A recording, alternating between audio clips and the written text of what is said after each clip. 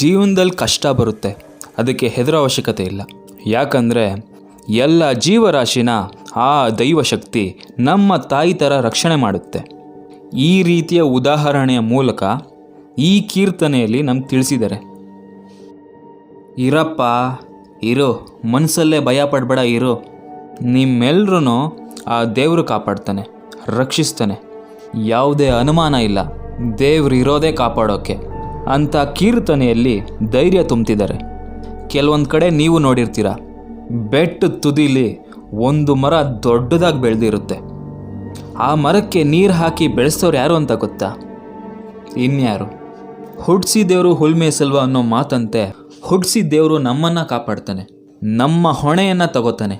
ಇದರಲ್ಲಿ ಯಾವುದೇ ಅನುಮಾನ ಇಲ್ಲ. ಕಾಡಿನಲ್ಲಿ ಜೀವಿಸ್ತಿರೋ ಬೇರೆ ಬೇರೆ ಪ್ರಾಣಿ, ಬೇರೆ ಬೇರೆ ಪಕ್ಷಿಗಳಿಗೆ ಊಟ ನೀರು ಕೊಡ್ತಿರೋದು ಯಾರು? ದೇವರಲ್ವಾ? ತಾಯಿ ನಮಗೆ ಜನ್ಮ ಕೊಟ್ಟ ಮೇಲೆ ನಮ್ಮನ್ನು ಸಾಕಿ ಸಲುಹಿ ದೊಡ್ಡವರು ಮಾಡೋ ಹೊಣೆ ಅವ್ರದ್ದು.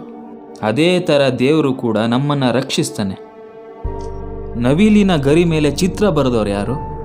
ಅವಳಕ್ಕೆ ಕೆಂಪು ಬಣ್ಣ ಇಟ್ಟವ್ರು ಯಾರು? ಮುದ್ದು ಮುದ್ದಾಗಿ ಸವಿ ಸವಿ ಮಾತಾಡೋ ಗಿಳಿಗೆ ಹಸಿರು ಬಣ್ಣ ಬೆಳೆದವ್ರು ಯಾರು? ಇದೆಲ್ಲ ದೇವರ ಸೃಷ್ಟಿ ಅಲ್ವಾ? ಇದನ್ನೆಲ್ಲ ಮಾಡಿದಾನೆ ಅಂದರೆ ನಮ್ಮನ್ನು ರಕ್ಷಿಸಲ್ವಾ? ಅನುಮಾನ ಪಡಬೇಡ, ಅವನೇ ಕಾಪಾಡ್ತಾನೆ.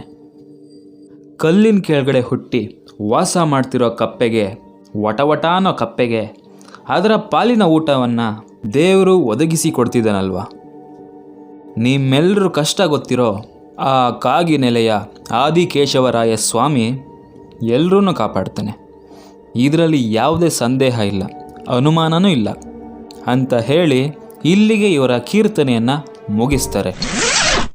ಕನಕದಾಸರು ಪ್ರಮುಖ ಕೀರ್ತನೆಗಾರರಲ್ಲಿ ಇವರು ಒಬ್ಬರು. ಪುರಂದರದಾಸರ ಕಾಲದವರು.